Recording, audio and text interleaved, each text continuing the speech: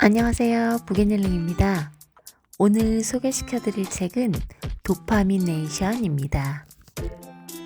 지은이, 애나 램키. 예일대학교에서 인문학을 전공하고 스탠퍼드 대학교 의과대학에서 정신의학을 공부했다. 스탠퍼드 대학교 의과대학 교수로 학생들을 가르치며 각종 중독 문제에 시달리는 사람들을 만나고 있다.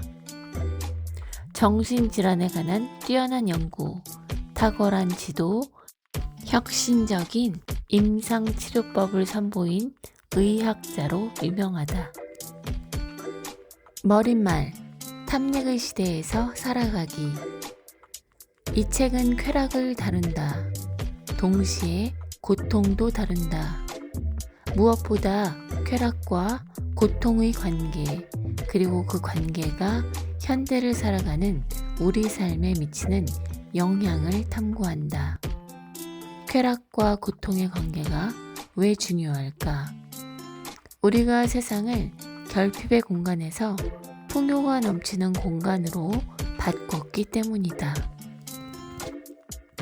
중독성 물질, 음식, 뉴스, 도박, 쇼핑, 게임, 채팅, 음란 문자, 페이스북, 인스타그램, 유튜브, 트위터.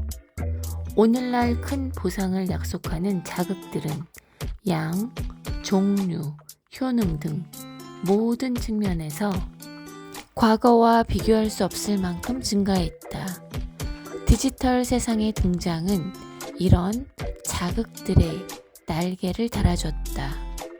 스마트폰은 컴퓨터 세대에게 쉴 새 없이 디지털 도파민을 전달하는 현대판 피하 주사침이 됐다. 난 아직 무언가에 중독된 적이 없다고 자신하는 사람이 있다면 장담컨대 머지않아 자주 찾는 웹사이트에서 그것을 만나게 될 것이다. 과학자들은 중독 가능성을 측정하는 보편적인 척도로서 도파민을 활용한다. 뇌의 보상 경로에 도파민이 많을수록 경험의 중독성은 더 커진다.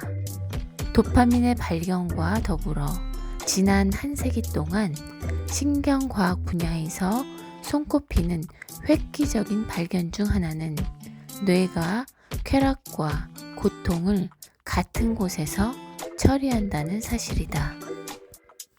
쾌락과 고통은 저울 양끝에 놓인 추와 같다.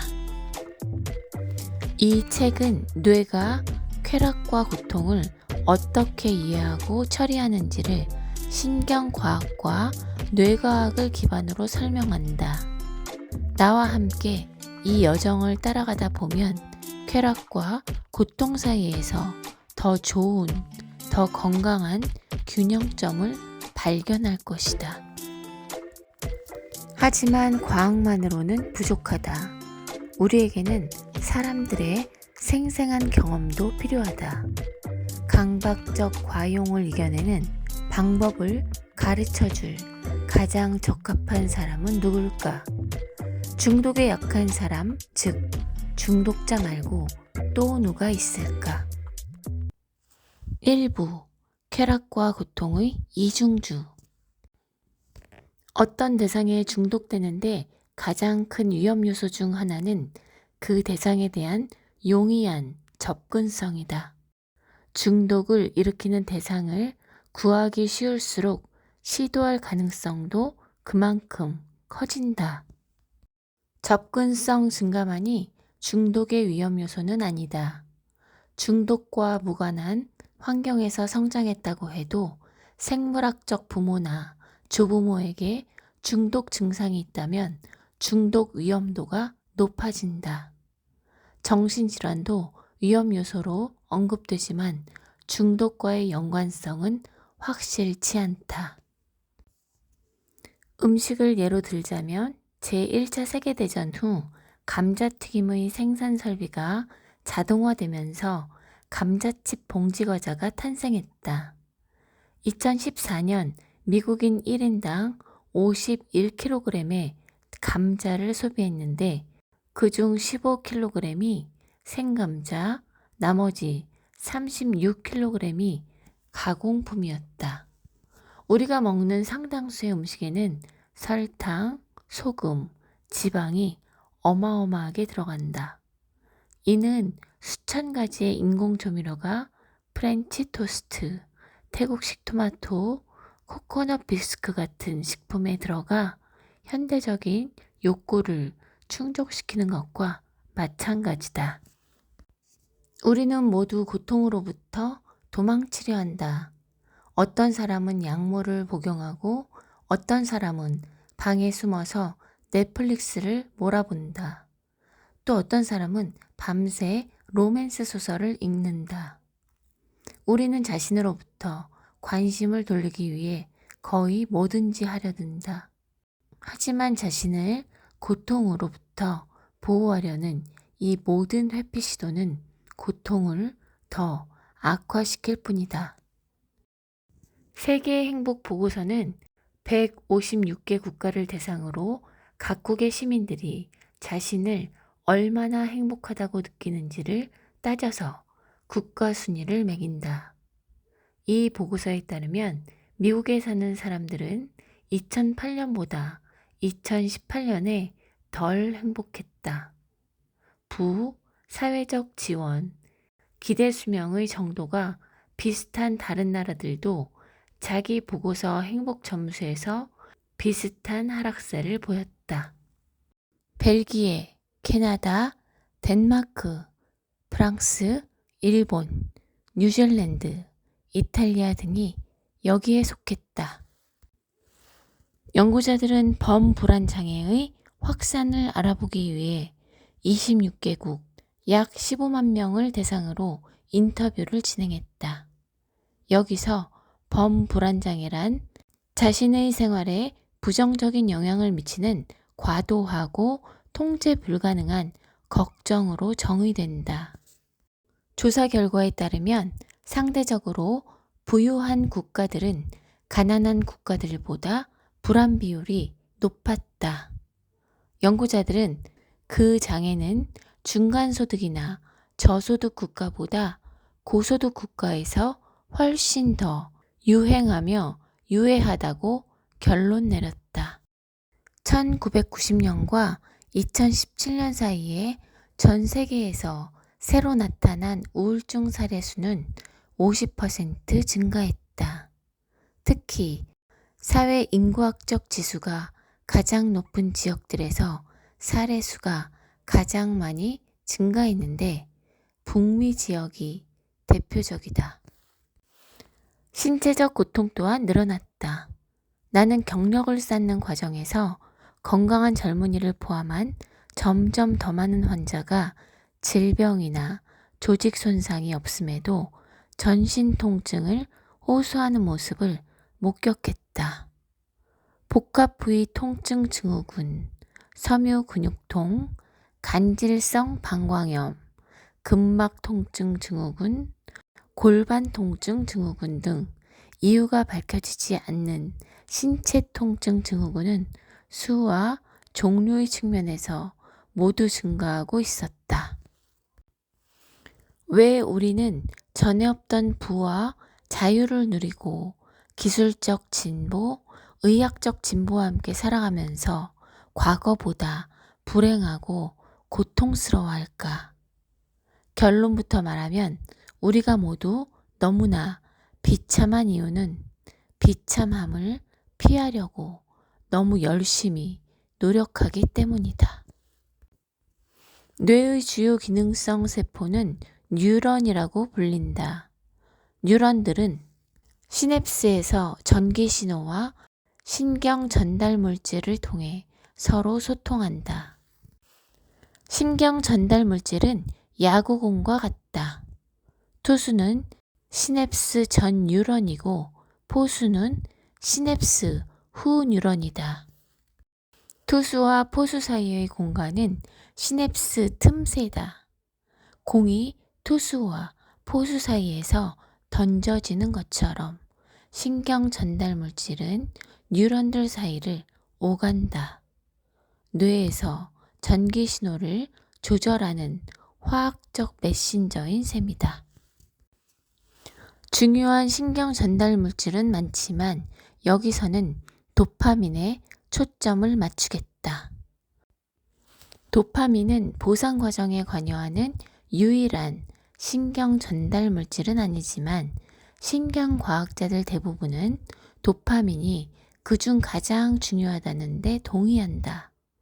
도파민은 보상 그 자체의 쾌락을 느끼는 과정보다 보상을 얻기 위한 동기부여 과정에 더 큰 역할을 한다. 그래서 유전자 조작으로 도파민을 만들 수 없게 된 쥐들은 음식을 찾지 못하고 음식이 코앞에 놓여 있어도 굶어 죽지만 음식을 입안으로 바로 넣어주면 음식을 씹어서 먹으며 그걸 즐기는 것처럼 반응한다. 동기부여와 쾌락 사이의 차이를 두고 논쟁이 있긴 하지만 어쨌든 도파민은 특정 행동이나 약물의 중독 가능성을 측정하는 지표로 쓰인다. 예를 들어 어떤 약물이 뇌의 보상 경로에서 도파민을 더 많이, 더 빠르게 분비할수록 그 약물의 중독성은 더 크다고 평가된다. 이는 그 약물이 말 그대로 도파민을 함유하고 있다는 뜻은 아니다. 정확히 말하면 우리 뇌의 보상 경로에서 도파민 분비를 유도한다는 의미다. 쾌락 이후 찾아오는 갈망은 누구나 겪는 경험이다.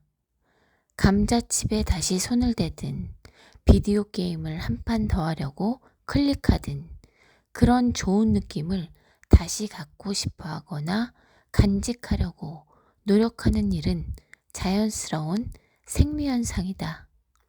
이 욕구를 해결하는 손쉬운 방법은 계속 먹거나 놀거나 보거나 읽는 것이다. 하지만 문제가 있다. 어떤 쾌락 자극에 동일하게 혹은 비슷하게 반복해서 노출되면 초기의 쾌락 편향은 갈수록 약해지고 짧아진다. 반면 이후 반응, 즉 고통 쪽으로 나타나는 반응은 갈수록 강하고 길어진다. 과학자들은 이 과정을 신경 적응이라 부른다. 다시 말해 쾌락을 추구할수록 우리의 그렘린은 점점 더 커지고 빨라지고 많아지며 우리는 이와 동일한 효과를 얻기 위해 앞서 선택한 쾌락을 더 많이 필요로 하게 된다. 쾌락을 느끼기 위해 중독 대상을 더 필요로 하거나 같은 자극에도 쾌락을 덜 경험하게 되는 것을 내성이라 한다. 내성은 중독의 발생에 있어서 중요한 요소다. 오랫동안 과도하게 중독 대상에 기대면 쾌락, 고통 저울은 결국 고통 쪽으로 치우치게 된다. 미국에서 약물 처방이 급격히 늘기 시작한 2000년대 초반부터 나는 고도의 도파민 중독 물질이 뇌의 보상 경로에 미치는 영향을 의료 현장에서 직접 목격했다. 만성 통증을 없애려고 다량의 오피오이드, 옥시콘틴, 비코딘, 몰핀, 펜타닐 등을 오랫동안 써온 환자일수록 병원을 찾는 빈도가 늘기 시작했다. 오랫동안 다량의 오피오이드에 의존했음에도 그들의 고통은 날이 갈수록 심해지기만 했다. 왜냐고? 그들의 뇌가 오피오이드에 과다 노출되면서 쾌락 고통의 저울을 고통 쪽으로 기울여 놨기 때문이다. 그렇게 기존의 고통은 더 심해졌고 고통과 거리가 멀었던 다른 신체 부위에 새로운 고통이 생겼다.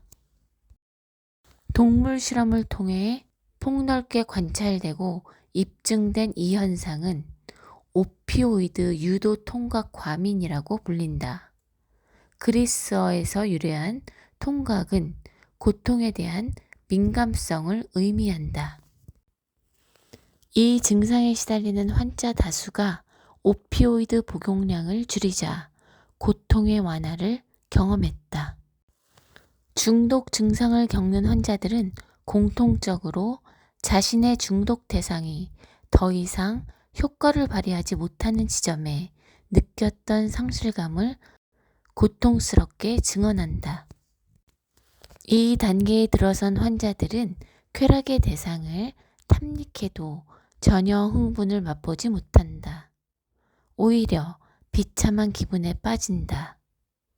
이때 나타나는 보편적 증상으로는 불안감, 과민 반응, 불면증, 불쾌감 등이 있다. 고통 쪽으로 기울어진 쾌락 고통 저울은 앞서 상당한 절제 기간을 거친 사람들도 다시 중독에 빠지게 만든다. 왜 그럴까? 우리의 저울이 고통 쪽으로 기울어 있으면 그저 평범한 기분을 느끼려 해도 중독 대상의 도움이 필요하기 때문이다. 이런 불쾌감에 따른 재발 현상은 중독 대상의 과거와 같이 다시 의존하게 되는데 쾌락을 위해서가 아니라 오랜 금단에 따른 신체적, 심리적 고통을 완화하고 싶은 욕구 때문이다. 물론 희망적인 소식은 있다. 우리가 오랫동안 충분히 기다리면 우리의 뇌는 중독 대상이 없는 상황에 다시 적응하고 향상성의 기준치를 정상 수준으로 되돌린다. 저울이 수평을 이루는 셈이다.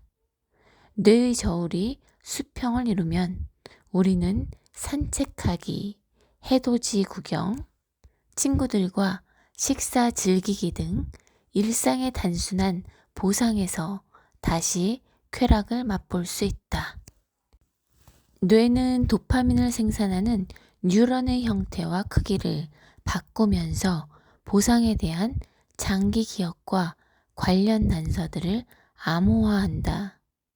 예를 들어 뉴런의 가지라 할 수 있는 가지 돌기는 도파민 보상이 클수록 더 길어지고 많아진다. 이 과정을 경험 의존 가소성이라 한다. 이런 뇌의 변화는 평생 갈 수 있고 중독 대상에서 벗어난 후에도 오래 지속될 수 있다. 연구자들은 코카인 노출이 쥐에게 미치는 영향을 살펴봤다. 쥐들에게 일주일간 매일 정량의 코카인을 주사하고 각 주사에 대한 반응으로 쥐들이 얼마나 많이 뛰는지를 측정했다.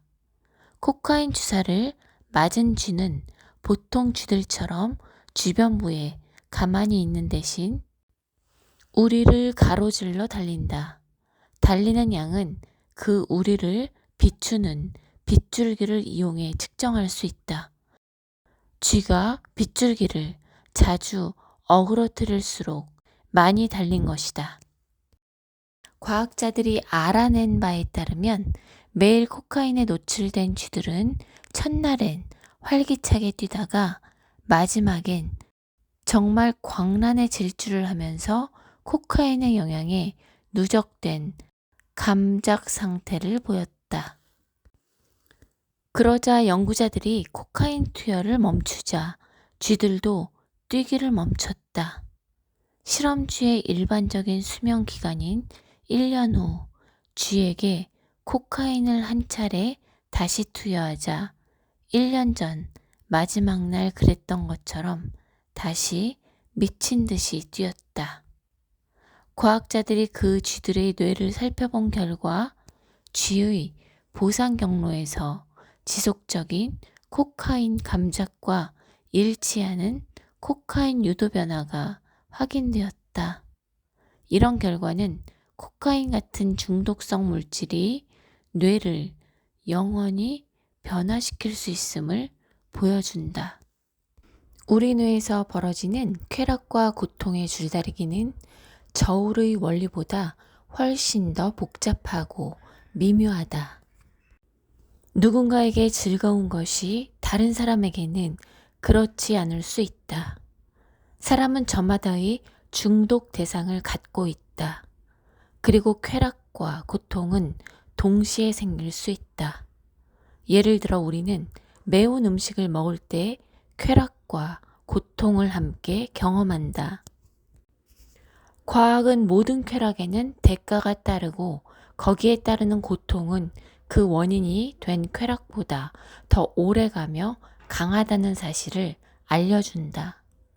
즐거운 자극에 오랫동안 반복해서 노출되면 고통을 견딜 수 있는 우리의 능력은 감소하고 쾌락을 경험하는 우리의 기준점은 높아진다. 우리는 순간적이고 영원한 기억을 뇌리에 새기기 때문에 쾌락과 고통의 교훈을 잊으려야 잊을 수 없다. 그러한 기억이 해마에 남아서 평생 가는 것이다. 계통 발생적으로 쾌락과 고통을 처리하는 가장 오래된 신경장치는 진화 과정을 걸치면서 대체로 온전하게 살아남았다. 결핍의 세계에 완벽히 맞춰졌다고 할 수 있다. 우리는 쾌락이 없으면 먹거나 마시거나 번식하지 않을 것이다. 그리고 고통이 없으면 상처나 죽음으로부터 자신을 보호하지 않을 것이다. 반복적인 쾌락으로 우리의 신경 설정값이 높아지면 우리는 자신이 가진 것에 절대로 만족하지 않고 언제나 더 많은 것을 바라면서 끝없이 갈등할 것이다.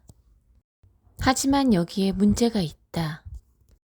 지금의 우리는 더 많은 보상을 얻어야 쾌감을 느끼고 상처가 덜하더라도 고통을 느낀다. 이러한 기준 변화는 개인 수준뿐 아니라 국가 수준에서도 일어나고 있다. 이는 다음과 같은 질문을 이끌어낸다. 우리가 이 새로운 생태계에서 잘 지내는 방법은 무엇일까? 어쩌면 그 해답을 중독자들이 가지고 있을지 모른다. 우리에게 강박적 과용을 피하는 방법을 가르쳐 줄 사람은 중독에 가장 취약한 사람, 즉 중독과 싸우는 이들이다. 오랫동안 여러 문화에서 타락한 자, 기생하는 자, 버림받은 자, 부도덕한 자로서 소외당해온 중독자들은 지금 시대에 완벽하게 들어맞는 지혜를 다져왔다. 지금부터는 중독자들과의 만남을 통해 보상에 찌든 세상에서 회복이 주는 교훈을 이야기해 보겠다. 2부 중독과 구속의 딜레마. 나와 중독을 이해하는 7단계. 도파민의 D는 데이터를 가리킨다. 자신의 상태를 정확히 이해하려면 먼저 단순한 사실들을 모으는 데서 시작해야 한다. 도파민의 O는 목적을 가리킨다. 이성적이지 않아 보이는 행동에도 나름의 논리와 근거가 있다. 사람들은 온갖 이유로 고도의 도파민을 야기하는 물질과 행동에 의지한다. 도파민의 P는 사용에 관한 문제를 가리킨다. 고도의 도파민을 야기하는 중독 대상은 언제나 문제를 일으킨다. 건강 문제, 관계의 문제, 도덕적 문제, 지금 당장은 아니어도 결국에는 문제가 일어난다. 도파민의 A는 절제를 가리킨다. 절제는 항상성, 그리고 이를 통해 상대적으로 덜 강한 보상에서 쾌락을 얻는 능력을 회복하는 데 필요하다. 또한 중독 대상을 사용하는 것과 느끼는 방식 사이에 진정한 인과관계를 파악하는 데 필요하다. 간혹 중독에서 벗어나기 위해 대마초를 니코틴으로, 비디오 게임을 외설물로 바꿔도 되냐고 묻는 이들이 있다. 이는 효과적인 장기 전략이 아니다. 도파민을 막아서 얻는 이득이 있다 하더라도 동시 발생적인 정신질환은 함께 치료해야 한다. 다른 정신질환을 고려하지 않으면서 중독을 관리하면 확실히 양쪽 모두에서 나쁜 결과가 나타난다. 그럼에도 약물 사용과 정신 증상 간의 관계를 확실히 따지려면 고도의 도파민 보상을 포함한 여러 요인을 따지면서 충분한 시간 동안 관찰해야 한다. 도파민에서 M은 마음 챙김을 가리킨다. 마음 챙김은 최근에 미국에서 빈번하게 쓰이고 있는 용어인데 초등학교에서 주기적으로 가르칠 만큼 미국인들의 생활에 아주 깊게 파고들고 있다. 그런데 이 단어는 본래의 의미가 일부 희석된 채 사용되고 있다. 불교의 종교적 전통인 명상에서 유래한 마음 챙김은 서양에서 건강을 위한 실천 방식으로 변용됐다. 마음 챙김의 본래 의미는 무엇일까? 간단히 말해서 마음 챙김은 우리의 뇌가 뭔가를 하는 동안 뭘 하고 있는지를 재지 않고 관찰하는 능력을 가리킨다. 뇌는 아주 희한한 일들을 할 수 있다. 그중 일부는 당황스러움인데 그래서 제지하는 태도가 필요하다. 판단 유보는 마음 챙김을 실천할 때 중요하다. 우리가 자신의 뇌가 하는 일을 비난하기 시작하자마자 더 이상 관찰을 할 수 없기 때문이다. 관찰자 위치를 지키는 것은 우리의 뇌와 우리 자신을 새롭게 이해하는 데 꼭 필요하다. 2001년의 기억인데 당시 나는 부엌에서 갓 태어난 내 딸을 두 팔로 품고 서 있다가 아이의 머리를 냉장고나 주방 조리대에 부딪혀서 물은 멜론처럼 터지는 심히 거슬리는 상상을 한 적이 있다. 그 이미지는 순간적이었지만 또렷했고 내가 마음 챙김을 규칙적으로 실천하지 않았더라면 그 이미지를 무시하려고 무진 애를 썼을 것이다. 마음 챙김은 절제의 초기 단계에서 특히 중요한 역할을 한다.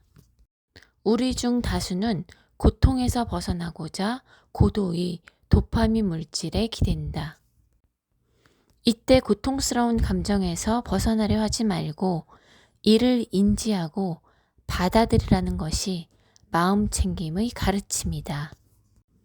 이렇게 할 때 우리의 경험은 새롭고 예기치 못한 다채로운 조화를 만들어낸다. 고통은 계속 그 자리에 있지만 다양하게 변화하고 결국 자기만의 고통으로 남는 게 아니라 모두의 고통을 대승적으로 아우르게 한다. 도파민에서 I는 통찰을 가리킨다. 자신의 중독 대상을 최소 4주간 멀리하는 간단한 연습으로 자기 행동을 명확히 통찰하는 결과를 나는 임상치료와 내 삶 속에서 줄곧 확인했다. 우리가 중독 대상에서 계속 의존하는 동안에는 통찰이 그렇게 쉽게 이루어지진 않는다. 도파민의 N은 다음 단계를 가리킨다. 나는 환자들에게 절제하는 한 달을 보낸 후 무엇을 하고 싶은지 묻는다. 이때 환자 대다수는 자신이 한 달 동안 절제에 성공하고 절제의 이점을 경험할 수 있음에도 다시 중독 대상에 기대고 싶다고 말한다. 하지만 전에 기대던 것과 다르게 기대고 싶어 한다. 중독의학 분야에서 계속되고 있는 논란은 중독 대상에 심하게 기대었던 사람들이 그 대상에 적당히 위험 없이 기대는 일이 가능한가 하는 것이었다. 수십 년간 축적된 지식에 따르면 중독자들에게 선택질환, 절제뿐이다. 도파민에서 마지막 글자 E는 실험을 가리킨다. 여기까지 온 환자들은 새로운 도파민 설정값을 유지하기 위한 계획을 세우고 일상으로 돌아간다. 목표가 계속 절제하는 것이든 적당히 의존하는 것이든 우리는 목표를 어떻게 달성할지 함께 전략을 짠다. 그리고 시행착오를 겪어나가면서 무엇이 통하고 무엇이 통하지 않는지를 알아낸다. 스마트폰 같은 디지털 중독 세상은 우리 삶의 정말 많은 부분에 뿌리 내렸기 때문에 이를 적당히 사용하는 방법을 알아내는 것이 우리 자신과 자녀들을 위해 중요하다.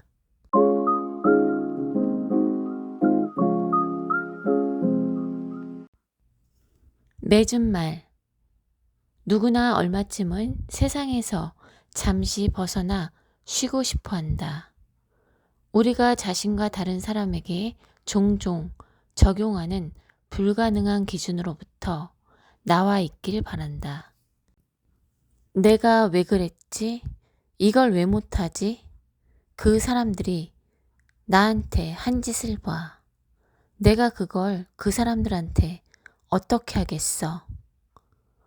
그래서 우리는 지금 당장 기댈 수 있는 기분 좋은 도피라면 무엇이든 마음이 간다. 중독성 있는 대상과 행동은 우리에게 잠시 휴식이 되지만 길게 보면 우리의 문제를 키운다. 여러분도 주어진 삶에 완전히 몰입할 수 있는 방법을 찾길 바란다. 피하려고 하는 대상으로부터 도망치지 말고 그 자리에 멈춰서 방향을 바꾸어 그것을 마주하길 바란다. 거기에 다가가길 권한다. 이렇게 하면 세상은 굳이 도망갈 필요 없는 아주 멋지고 경외심을 불러일으키는 무언가로 당신 앞에 나타날 것이다. 세상은 관심을 기울일 가치가 있는 무언가가 될 것이다. 균형을 찾아 유지함으로써 얻어지는 보상은 즉각적이지도 않고 영원하지도 않다. 보상을 얻으려면 인내와 노력이 필요하다. 앞에 무엇이 있을지 불확실한 상황에서도 기꺼이 앞으로 나가야 한다. 당장 영양가 없어 보이는 지금의 행동들이 실제로는 긍정적인 방향으로 축적되고 이것이 미래 언젠가 나타날 거라는 믿음을 가져야 한다.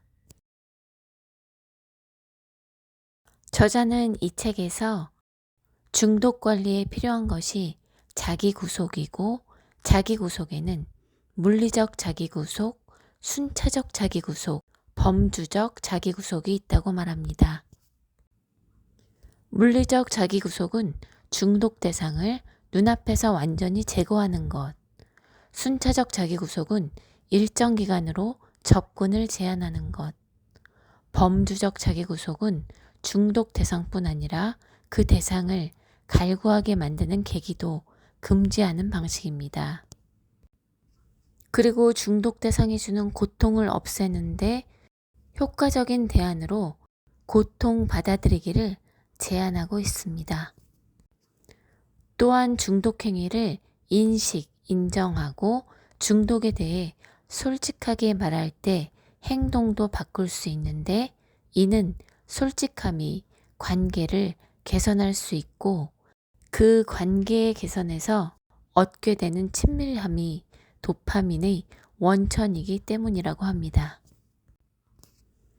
이 책을 통해서 쾌락과 고통의 관계, 그리고 그 관계가 우리에게 미치는 영향을 좀 더 깊이 있게 이해하는 데 도움이 되었던 것 같습니다. 그럼 저는 오늘 여기서 영상을 마치겠습니다. 오늘도 함께 해주셔서 감사합니다.